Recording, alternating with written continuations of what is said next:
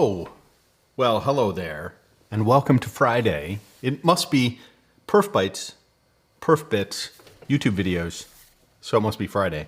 It's actually kind of hot and disgusting. Well, not disgusting out. It's still early. Welcome to July in Philadelphia. My name is Mark Tomlinson. I am your, it usually kind of puts that thing out there that says the chief performacologist of the PerfBytes world. I can let that go. Hi, welcome. Today's topic is being brought to you by Praveen, Jishnu, Chris, Justin, let's see, who else recently? Like in the last, I was teaching a training class last week and we covered this topic and two people were asking questions about that. And we didn't really go into it. And so from the training class, between the training class and like this week, I had like 3 other people ask me about service virtualization, which goes by many other names: mocks, stubs, test doubles, simulators, imposters, you'll see. But it's basically, I'll try to explain how I use them and how I think about them. And hopefully there's some tips in here that will help you be successful in your service virtualization endeavors. But of course, before we get started, I should tell you about our wonderful sponsors and supporters of the PerfBits and PerfBytes worlds. First and foremost, I think I maybe forgot last time on the video with Abstracta with Roger, Catchpoint APM, and I actually just saw that there's some cool stuff happening that Henry's doing, Henry Helvetica is doing with web page test and the new web page test, or I guess on Twitter it's real web page test, because apparently there's some fake web page tests out there. There's only one that I know of, but you want to follow the real one so you can get all the cool stuff that they are doing. And of course, there's much more to the entire Catchpoint story from digital experience. They're pretty cool stuff, and they're making some great headways with integrating stuff with web page tests. So check out Catchpoint APM. Thanks for their support. They were supporting News of the Damned and some other things we wanted to do. So we'll see what's happening in the future. Excuse me. Then, of course, our friends at Tricentis, and that would be Tricentis Flood and the performance side of Neoload. Those are our longtime partners, and they're now under the Tricentis banner. And some of you might be Tricentis customers because they have so many other cool products. I think Ben is over there. Ben Simo's over there. There's 2 or 3 other people we know in the testing automation world that are working at Tricentis. So there's some cool, innovative feature things happening at the Tricentis. Check out Tricentis.com, the Flood, Tricentis Flood, and Tricentis Neoload. Henrik's old world. Of course, all the other people that I would give a shout out to from there: Scott Moore Consulting, the SMC Journal. There's some really cool stuff. He has a 4-part series with LoadRunner. He and I did a, what's the impact to the market, like, of these announcements, mergers and acquisitions and things like that. Now he's actually following through with Micro Focus and I think Eggplant. He's got a 1 or 2-part series of the Eggplant plant software. Also makes performance stuff, and the Keysight acquisition is some very cool stuff. So he's even digging deeper. So very, very good news for Scott, who does some great stuff. Check out Scott Moore Consulting, Ryan Folk Consulting, which, my apologies to Ryan, I had misspelled his name on all of the show notes, and I went through and fixed a bunch of them. So it's Ryan Folk, F-O-U. I got the URL right, so if you clicked on the URL, you're good. Excuse me. Ryan Folk and Folk Consulting, they're still doing an amazing amount of stuff at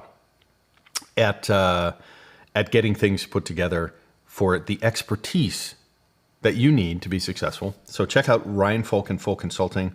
They cover a bunch of different products. So they have expertise generally from performance engineering, but then drill it down into Dynatrace and the Neoload stuff, obviously Micro Focus. So they do some great stuff from load testing, performance engineering, branching out into observability. So shout out to Ryan and Folk Consulting. Abstracta is also a partner of ours. You saw Roger is on last week, and we're going to follow up and do some other cool stuff around that awesome jam. So check out all of those partners. I sincerely mean it. We appreciate their support. So if you are in the need for any of their products, and like today's subject, service virtualization, well, there's 2 parts to it right there. One, you might need a product, a tool, and of course I think Tricentis has something like that. I know Micro Focus had a service virtualization product as well. So some of the partners here have service virtualization products that you might want to check out, and then you might need some expertise because much like load testing tools, you'll find, I'm going to tell you, service virtualization tools, equally complex at the transport level. So awesome. Obviously there's a chat going over here in this area. This is in the greater lab, genius labness. So if you'd like to chat me, you can from YouTube, whatever, you can click on the link, you can chat in those tools, and I will chat back to you on a Friday. And this might be extended just because this topic is so cool. So in the outline, the first thing is, what is this service virtualization, stubs, mocks, test doubles, simulators, imposters, whatever. The general description is it mimics or imitates what a real remote API call would do in your system. It could be local, doesn't necessarily have to be remote. It could be that that's an IPC communication where, you know, we write to a file and then another job does something and then it replies. So there's some action, then something happens beyond our control, and the response is some change that responds.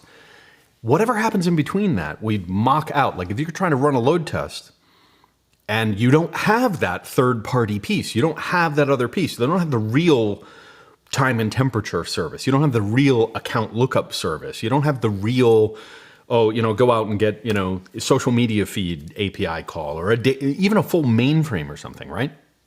So service virtualization, if you're not familiar with it at all, is basically mimic what the real thing does in the real world, but fake it. Do a test double, a mock, mock it up, which is kind of cool. Now, near and dear to my heart is all the performance testing, load testing kind of stuff. But to be honest with you, this is very, very common in development and functional testing, because a lot of times you're testing on your component, but you don't have all the third-party components to be in there. So it's not just, service virtualization is not just for performance testing, it's for functional testing. And I would think, really, if I think about it, integration testing, because you're connecting like multiple things at the same time, which is pretty cool. But the questions that came in, I didn't really get to go into in the training as deep as I wanted to. In fact, there's a bunch more training and things out there. You could check it out. The first thing I'll say is there's some leading vendors and partners, both in the commercial side as well as in the free and open source world. And this particular type of tool is a lot like load testing tools or test automation tools. There's this lure of, well, that seems really simple. I'll just hack something together with my own code. So there's a lot of DIY. I've just stubbed something out, mocked something out, because I send a request, it just respond with a okay response, and I'm good. Because for testing and like development purposes, you're like, all right, I'm just working on my code. I don't want to do that. So there's a lot of DIY solutions out there you may find from your own developers or your own testers. Well, some of them grew up and became like, hey, we could just put this out there. There's one I use called Mount Bonk. You can find it at mbtest.org. It's one of my favorites to use. It's very fast, and I'll give you some of those criteria. So the idea that there's a bunch of open source tools out there, WireMock, Mount Bonk, Mock Server is a Java-based one. There's a bunch of these different stubbing or mocking frameworks that you can do. And then on the commercial side, probably the leading one that I'm familiar with is Parasoft has a great solution, which is really nice. But also, like I say, Micro Focus, when even I was working back at HP, we had virtualization, service virtualization. Back then, the leader, like ITKO was the company, so CA bought them. And it was Lisa Virtualize. They were one of the leaders back in like 2009, totally ahead of the game in terms of productizing, build the products, build all sorts of features to make it easier, solve the problem, the pain, put some training around it, build a staff of expertise around it, and grow it that way, which is pretty fantastic, right? So that's pretty cool. The other commercial product, and I think this sort of rides the line between free software and commercial software. K6, which is kind of the new tool. Leandro works for K6, and shout out to Nicole and Paul and the folks over there. K6, as a load generator, can also host a web server, and that makes it equally a simulator or a mock as well. So let me go to the famous whiteboard here and talk a little bit about how this works. And what I'm going to do is I'm going to call this, I'm just going to say it's an app. And it could be a component. It could be, it runs inside a host of some kind. So there's an operating system, Windows, Linux, whatever, et cetera, et cetera. And it has a network connection out onto the network to connect to other stuff. One of the things in the real world, of course, it connects to the cloud, the internet potentially, but also, let's say it connects to other systems, A, B, C. So in these other systems are the dependencies for your application, the application under test, to run. And let's say, the idea of a service virtualization is that you send some traffic in from your test, and the application is going to say, I need to make a request out to one of the other requests. I hit service A, I come back, I hit service B, I come back, I hit service C, I come back. And at the end of calculating A, B, and C calls, it responds and gives you a result. And of course, you would have your test result at the end of that point. The real thing, though, if you've been in agile or iterative development where you have parallel work streams, well, what if team A is late? And you want to move ahead and hey, we already have our interface to A. Instead of having the real service A out here, I'm going to draw in pink because I like pink. I'm going to say A virtualized. But in the test environment, we have the real B and the real C. So the idea that network request goes over to our stub and actually can then send traffic back. And we can program the service virtualization, the imposter or the mock, in a virtual service instantiation of A. We can make it respond however we want. The real A could be, it could give you the full code response. But let's just say for our testing, I really only am testing 3 different responses coming back. So I could program into the service virtualization, well, if you get request 1, you respond with X. If you get request 2, you respond with Y. If I get request 3, I respond with Z. So you can sort of have these programmed responses from particular request inbound. And you host this on the network. It could even be, to be honest with you, it could run locally on the same machine. For functional testing, that's totally fine. For load testing, we like to have the application, calling the services. So you want to run them over here, much like you would have load generators on the side. So the virtual A can respond to request type 1, type 2, type 3, and give you a response body. So you could run your functional tests and do that. So the basic concept of, I'm not making calls to the real service A. I use a slightly different host name and port. Maybe it's a port number, host name. There's some ways, low-level things.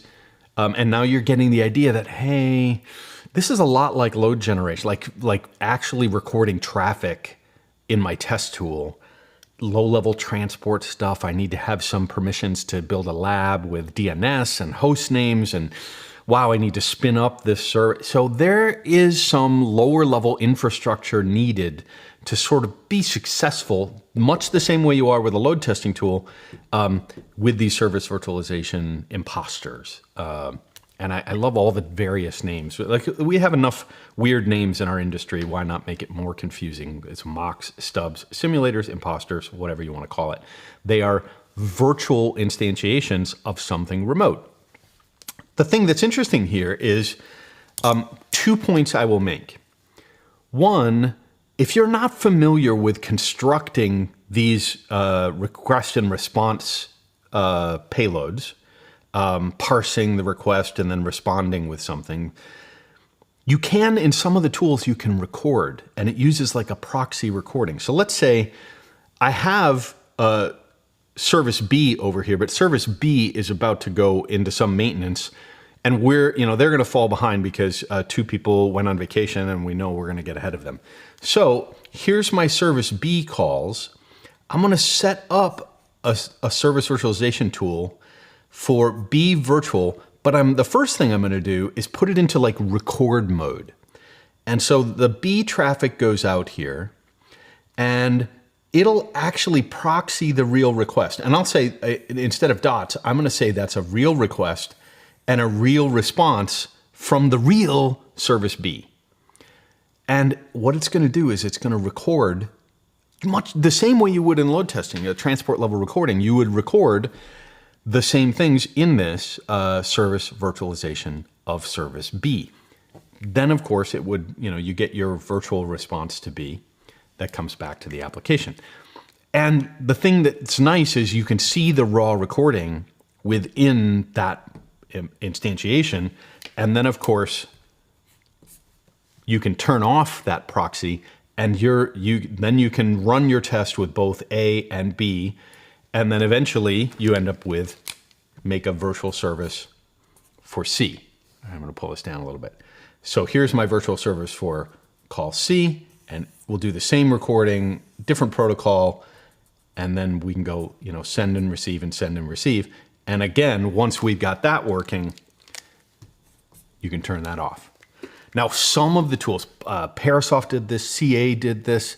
I think you can do it with Mount Blanc.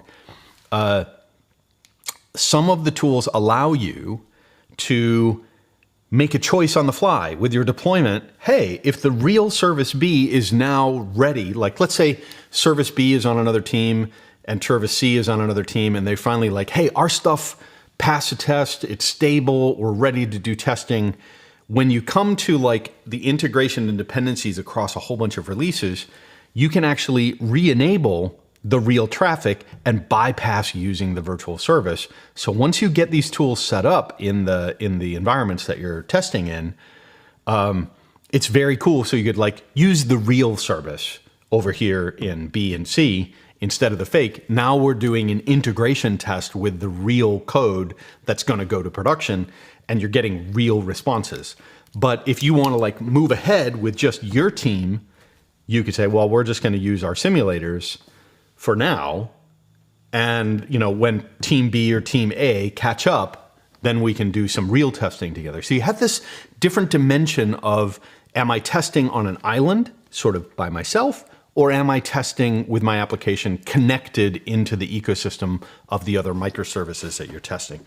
So that's a really important thing when it comes to just understanding what a service virtualization sort of proxy can do for you.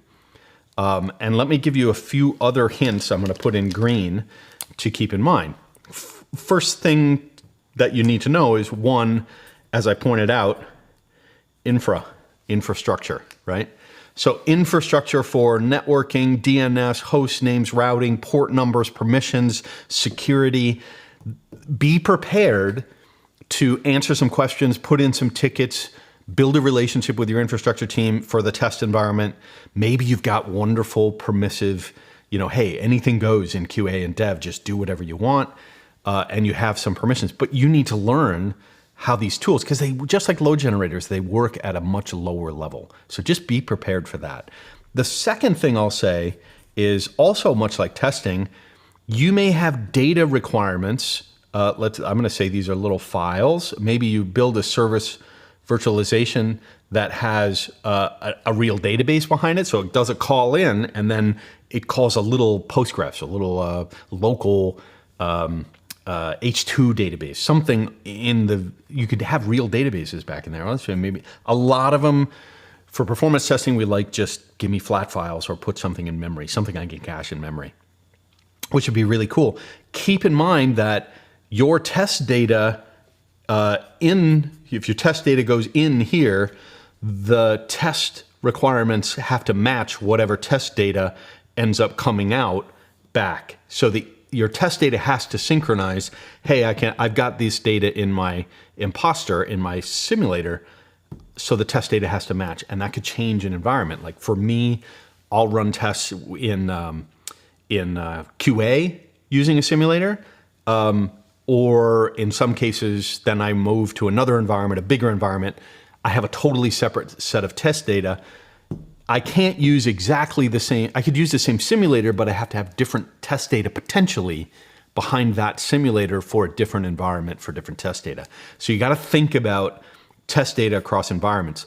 The other thing is if you're doing, I'll say, functional testing, I'm going to say that really common in these service virtualization is that they can be ephemeral, because a lot of them they have an API inside each of the frameworks. So as you're running your load test, one of the things you'll find is, let's say you're going to run for a given test case.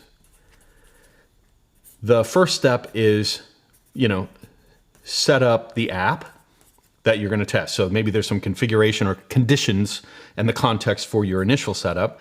And then you can also have set up the imposter or the simulator imposter. So then your test, let's say your automated test tool is down here, it's going to make an API call out to this platform, this tool, and say, create test case, I'm going to call that Q, test case number 4 on the simulator. And then you're going to, let's say, run the test. And when you run test case 4, it goes into the application, it makes a call out to the imposter, and it hits test case 4 because it's part of the setup. Then it replies and it gets, pass or fail criteria on the result. And then parse results, I'll just say something simple like parse results, pass fail based on the simulator, and then tear down the simulator.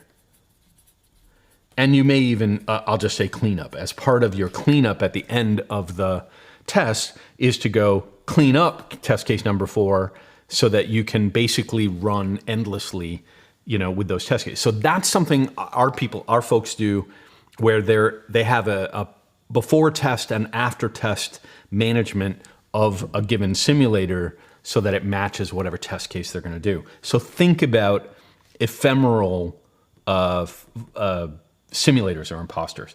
The last thing I want to throw out there, and this was in green. Where's my green? There's my green. All right, the last thing I want to say is for performance, there's a few criteria that come to mind for simulators and performance. One is scale out. So let's say you're going to run a lot of load against a simulator. Running it on one small little box with one port might not actually be a lot like production. I have even run like 10 instances of a simulator with a load balancer in front of those 10 simulators. And of course, they're very uniform, so it's easy to manage, and you can do automated deployments you can use all the same ephemeral stuff, whatever you need to do. But think about scaling out imposters and stubs and simulators for load. The other thing for scale out is I'm going to say scale up is kind of a concern. I like with load generators, when I see this in Locust, I see it in Case 6 running on the Go platform. I think Montbank runs a node. Any of the engines underneath the load generator, these imposters, much like load tools, if they use a non-blocking I/O, if they're not really like a JVM or a CLR or executable with threads and kind of like a JMeter type dynamic, it's really not, you can actually really push some transactional throughput through an individual piece, those requests in and out, in and out, and out. Be mindful of sockets and reusing sockets, closing down. So you might put your time wait delays and things really low, but make that imposter be very responsive. And also, it's not a real app; it's a stub app, so it's not really carrying a real session. You could bring, if there were sessions, you bring that time really down. So you can reuse sockets, reuse resources, open up the number of sockets. In Linux, it would be file. In Unix, it would be file descriptors. Those kinds of things. You really can tune these things for performance, but you can scale up, especially the ones that you would look for non-blocking I/O. Much like Locust runs in Python, so we have a Python-based one. A Java-based ANSI C, is fast, but to do this, you might still have threads. So you can figure, there's some ways to really figure that out. So think about that as well. The other thing for performance that just slipped my mind as I was going through scaling up these things was, one of the last one I was going to think about was being able to monitor the latencies and performance, much like you should be monitoring your load generators. Monitoring your load generators for health this is sort of like a reverse engineered load generator. So you have a load generator on the front end sending in load, and then you have service virtualization imposters on the back end that are responding to that load. So if you overload your imposter, then you're artificially putting latency into that piece, in there. That, in the real world, you wouldn't have that latency, right? This is the last thing I was going to say. Think about chaos.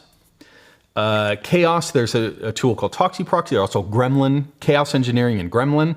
One of the nice things, especially doing like real world load test scenarios, is that you could have this service be spotty, unreliable, don't respond. You can inject latency and put some chaos into each of these simulators so that it behaves more like the real world. So I know we had talked in the class last week, brought up, we're using WireMock. Actually, I think Praveen was asking about WireMock. And it's like, most of the tools have a way to put some kind of latency, but even more advanced one, there's a tool you can run in front on the wire, like in between the app and the imposter, called like Proxy. I think it was made by the guys at Shopify. And it can do you can do really cool low-level stuff. So chaos, packet loss, packet reordering. You can do some really cool low-level stuff. Now, if you really want to go after it, it's a form of chaos engineering. But also, if you want more support and more help for doing chaos-type engineering, check out the Gremlin, Gremlin Chaos Engineering. You could put a Gremlin server in front of these and use all sorts of different imposters on the back end of those pieces for performance. So the last thing I'm going to say, especially around performance or functionality, let's say you define a scenario. I'm going to try to, I got a little space here. Let's say you define a scenario that ramps up load and is going to run some load. It's like a 1x baseline test, right? But you're going to inject, and it's running against these 3 different simulators, and you're humming along, right? So as the load comes up, I'm going to go like this.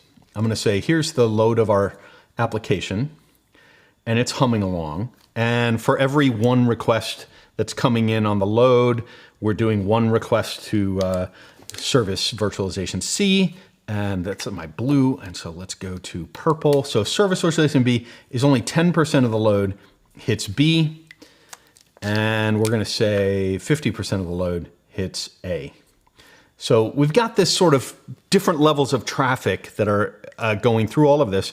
And what you want to simulate for your scenario, more like a disaster recovery or something, is if all of a sudden service A disappears, what happens to your test? And my point about this is there's usually some kind of scheduler. Like we had a real world scheduler in LoadRunner. I use Rundeck to try to mimic that. It's not the same. It's a lot of maintenance to do that. But as I'm scheduling and running my load test, and then I reach this point in the load test where I want to inject this chaos, and then my question is what happens during that chaos, and then I figure my traffic's going to go all over the place, and then if service B comes back, or service A comes back, will it resume my 1x load and continue running and recover and that kind of stuff? It's a great test case, more real world game day kind of test case. And of course, well, are there any impacts to other services? Like, does service A come back nicely? Does service B come back, or does it do like some weird spikes now? Like, let's say service B is recovering or doing something, you got bad data. You're going to detect these weird states in the back end of this. And let's say the 1x load from service C, all of a sudden it comes down and it never really recovers. And it just goes, out to lunch, does something weird. You get the idea. So this is the last thing I will put on the thing here around performance on these bigger scenarios is I'm just going to call it coordination. Like a scenario, being able to coordinate the load on the front end at the same time you're changing settings on the fly with the simulators on the back end. So you're simulating a service outage on the back end while you're running a test. It's a really cool idea. But the tools need to allow you to do that. So having an API from the service virtualization engines that you can program in the test script. Like if you're in case 6, you could actually you could coordinate and plan all of these things, launch them at the same time.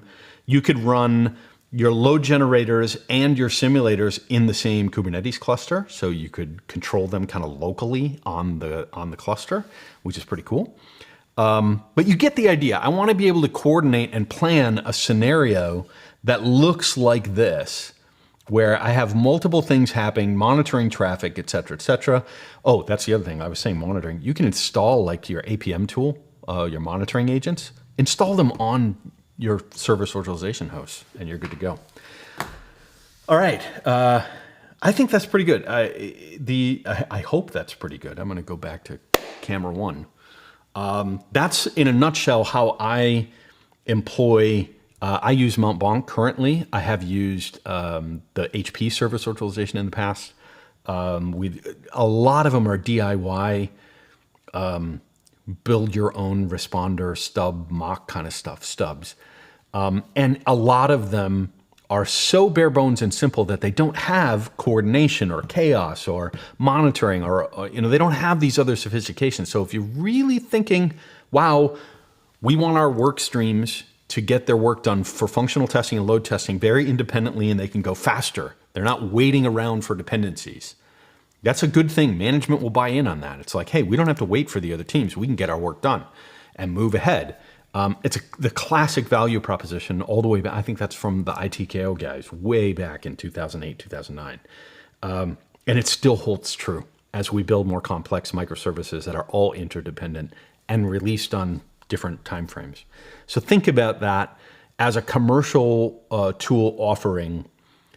Hey, does it have an API for coordination on the fly? Can we create these really interesting real world scenarios and pull them off in an automated fashion? If they're fully automated, can we run them more often so we get more feedback from more complex tests? So I think that's one thing we do when we automate things for CI and CD is we get stuff to run more often. But oftentimes it's like, well, now that we automated that, can we automate things that are more complex? Can we be more challenging in the negative test case scenarios, in really challenging chaos-based scenarios? I mentioned a bunch of different tools. I'm not sure I'll go back and actually punch them all into the show notes, but let me just recap this again. I talked a lot about Gremlin, Parasoft, Micro Focus, Service Virtualization, if it's still out there. I think ITKO is still out there. Tricentis, I think, has a solution for this. Those are the ones off the top of my head. Mount Blanc in the WireMock, mock server are in, and inside K6. So there's a bunch of different tools. And then chaos-wise, look at Gremlin, and Proxy is the one out of Shopify. It's still pretty good, still maintained. So that turns out really good. That's in a nutshell how I think about service virtualization. It's not simplistic. The same people that write your transport level HTTP web scripts probably will have the same skill set to build your simulators, because it's transport level packet security, connections, networking. So don't make the mistake of a total newbie. Hey, you're a tester. If you're a functional tester, this is, I'd say, intermediate. If you're learning how to code and you don't have permissions to really understand infrastructure, this one, you might find a partner or a buddy to pair up with in the infrastructure team to say, hey, I want to learn how to do this. Let's learn it together if that's possible. I mean, so that kind of collaboration is like gold in your career to really, build those collaboration tools. Thank you guys very much for paying attention to this. If you have any questions, you can pop them in the comments. Like, subscribe, all that, blah, blah, blah. But most importantly, follow us on Twitter. I tweet a little bit here and there in the PerfBytes world. And check out the partner channels from Leandro, Senior Performo, senior perf on Twitter. He's also a K6 and Grafana employee. And Grafana has some really cool stuff coming out. Henrik's got the Is It Observable podcast and Dynatrace stuff that's coming out. And Henrik's working on some K6 Dynatrace integrations. And of course, our friend James Pulley is kind of doing books for the PerfBytes world, publishing books at perfbytes.com. So we have some really cool stuff. I'm going to do some updates. I'm looking for some help actually on the perfbytes.com. We want to do a new rev of our website, maybe host it in a little different place. Would be very, very cool. So check out PerfBytes. Go search for it. The podcasts are still out there. Great stuff to learn. We still have people pinging me, hey, did you guys do a podcast on X, Y, and Z? And sure enough, James and I did a lot of podcasts way back when. So check them all out. It's really fantastic. And I will see you. Have a great 4th of July weekend. If you have topics or interest to send me, ask@perfbytes is still an email. Brian did the podcast a long time ago. I think ask@perfbytes will just forever now be our Ask Us Anything. So we'll do some more of those moving forward. But thanks. Have a safe weekend. Happy birthday to America as we celebrate our independence, and we'll see how the current thing we're going through turns out.